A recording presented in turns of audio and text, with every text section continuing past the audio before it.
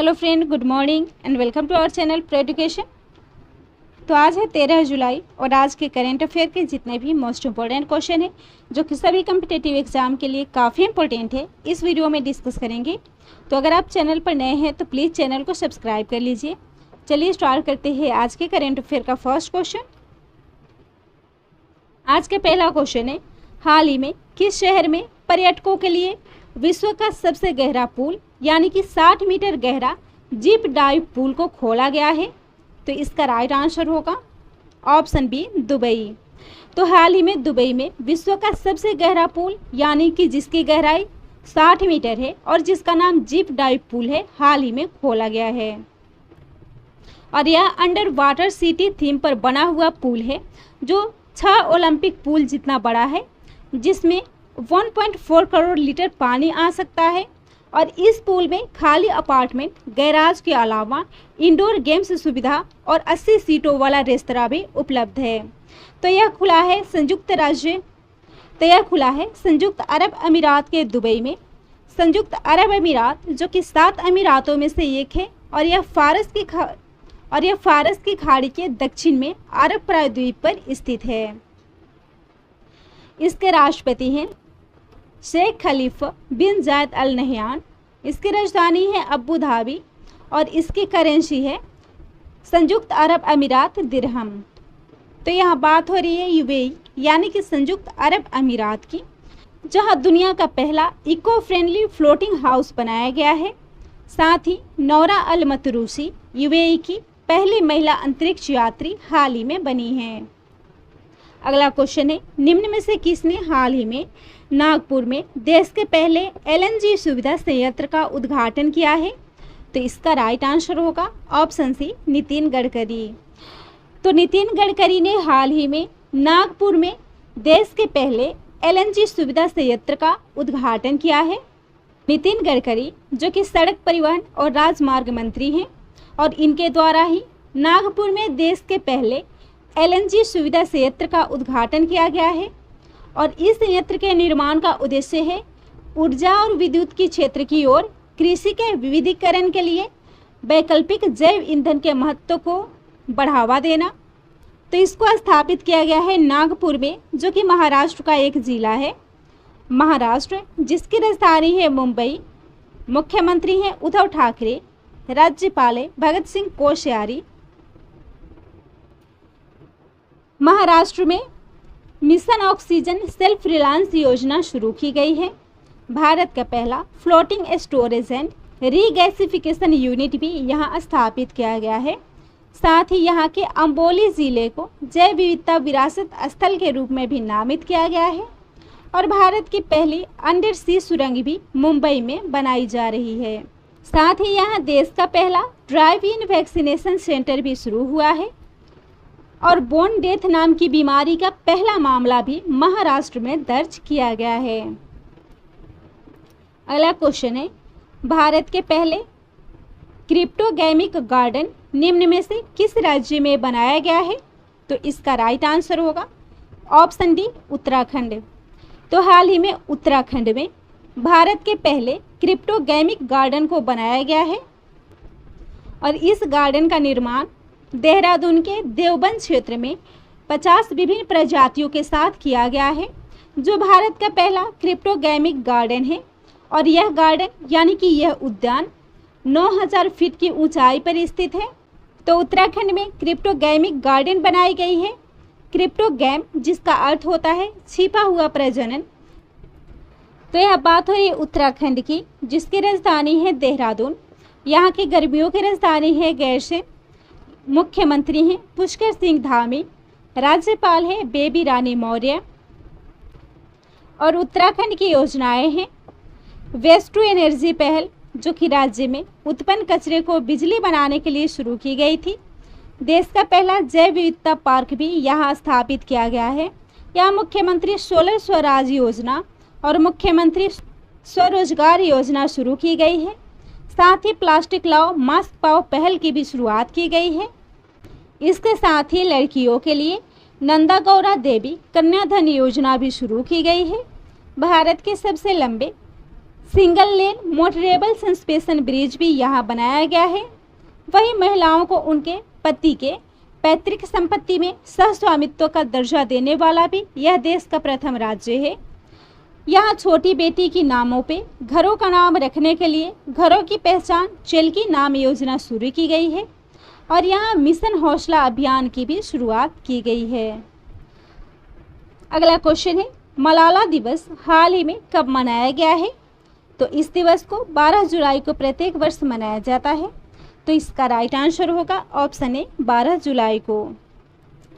मलाला दिवस को दुनिया भर में महिलाओं और बच्चों के अधिकारों का सम्मान करने के लिए मलाला यूसुफजई के जन्मदिन पर 12 जुलाई को प्रत्येक वर्ष मनाया जाता है। मलाला यूसुफजई जो कि पाकिस्तानी थी और जिन्होंने लड़कियों की शिक्षा के लिए सार्वजनिक रूप से आवाज़ उठाई थी, जिसके लिए तालिबान बंदूकधारियों ने 9 अक्टूबर 2012 को उन पर गोलियां चलाई थी। मलाला यूसुफजई जिन्होंने एक गैर लाभकारी संस्था मलाला फंड की स्थापना की है, जो कि युवा लड़कियों को स्कूल जाने में मदद करने के लिए स्थापित की गई है। साथ ही इन्होंने आई एम मलाला नाम से एक पुस्तक भी लिखा है। तो इस क्वेश्चन में बात हो रही है जुलाई मंथ के इम्पोर्टेंट डेज की। तो जुलाई मंथ के जितने भी इम्पोर्टेंट डेज हैं जिनसे क्वेश्चन बनते हैं उन्हें भी देख लेते हैं। इसमें पहला है 1 जुलाई। तो 1 जुलाई को राष्ट्रीय डाक कर्मचारी दिवस, नेशनल चार्टेड अकाउंटेंट डे और राष्ट्रीय चिकित्सक दिवस मनाया जाता है। वही 2 जुलाई को विश्व खेल पत्रकार दिवस और विश्व यूएफओ दिवस मनाया जाता है, जबकि 3 जुलाई को अंतर्राष्ट्रीय सहकारिता दिवस, जो कि जुलाई मंथ के पहले शनिवार को प्रत्येक वर्ष मनाया जाता है। वही 6 जुलाई को विश्व जूनोज दिवस, 7 जुलाई को विश्व चॉकलेट दिवस और 10 जुलाई को राष्ट्रीय मत्स्य किसान दिवस मनाया गया है। जबकि 11 जुलाई को विश्व जनसंख्या दिवस हाल ही में मनाया गया है। अगला है, हाल ही में किसने विंबलडन मेंस सिंगल का खिताब जीता है? तो इसका राइट आंसर होगा ऑप्शन बी, नोवाक जोकोविच। तो हाल ही में नोवाक जोकोविच ने विंबलडन मेंस सिंगल का खिताब जीता है और नोवाक जोकोविच ने मेटेया बेरेटिनी को हराकर इस टूर्नामेंट को जीता है। साथ ही उन्होंने 6ठा विंबलडन मेंस का खिताब जीता है, जबकि अपने करियर का विश्व ग्रैंड स्लैम जीता है। तो हाल ही में ग्रैंड स्लैम का दूसरा टूर्नामेंट यानी कि विंबलडन का आयोजन किया गया था, जिसमें मेंस सिंगल का खिताब जीता है नोवाक जोकोविच ने।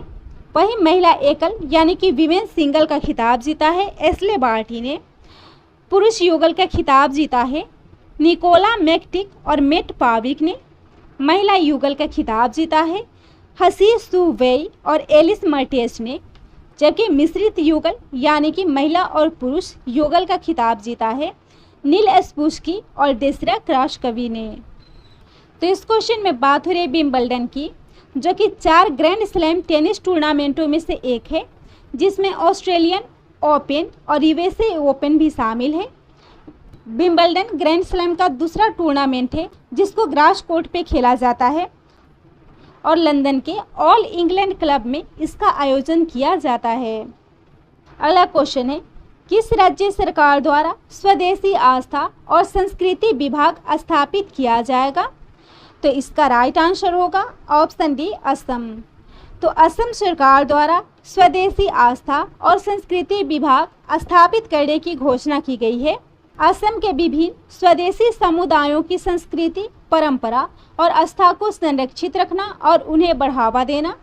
तो यह बात हो रही है असम की, जिसके मुख्यमंत्री हैं हिमंता बिस्वा शर्मा, राज्यपाल है जगदीश मुखी, राजधानी है दिसपुर, सबसे बड़ा शहर है गुवाहाटी और विधानसभा सीट है 126, राज्यसभा सीट है 7 और लोकसभा सीट है 14। असम का हाई कोर्ट है गुवाहाटी और असम का नेशनल पार्क है Kaziranga national park, Manas national park, Nameri national park, Orang national park, Dibru Saikhowa national park और रायमोना पार्क और देहिंग पटकाई। और विश्व का सबसे बड़ा नदी डेल्टा माजुली भी असम में स्थित है। दुनिया का पहला आनुवांशिक रूप से संशोधित रबड़ भी असम में लगाया गया है। सबसे लंबा नदी रोपवे भी असम के ब्रह्मपुत्र नदी पर बनाई गई है, जिसकी लंबाई 1.8 किलोमीटर है। वहीं पहली बार ट्रांसजेंडर को लोक सेवा आयोग में आवेदन का मौका देने वाला भी यह पहला राज्य है। साथ ही असम के तेजपुर लीची को जीआई टैग मिला है। दुनिया का सबसे ऊंचा महालिंगम भी असम में बनाया गया है। असम डिजिटल रिपोर्टिंग प्रणाली अपनाने वाला भी देश का पहला राज्य है तथा साथ ही भारत रत्न और पद्म पुरस्कारों के अपने संस्करण को इस राज्य द्वारा स्थापित किया जाएगा। अगला क्वेश्चन है, ट्विटर ने विनय प्रकाश को किस देश के स्थानीय शिकायत अधिकारी के रूप में नियुक्त किया है? तो इसका राइट आंसर होगा ऑप्शन डी, भारत। तो ट्विटर ने हाल ही में विनय प्रकाश को भारत के स्थानीय शिकायत अधिकारी के रूप में नियुक्त किया है।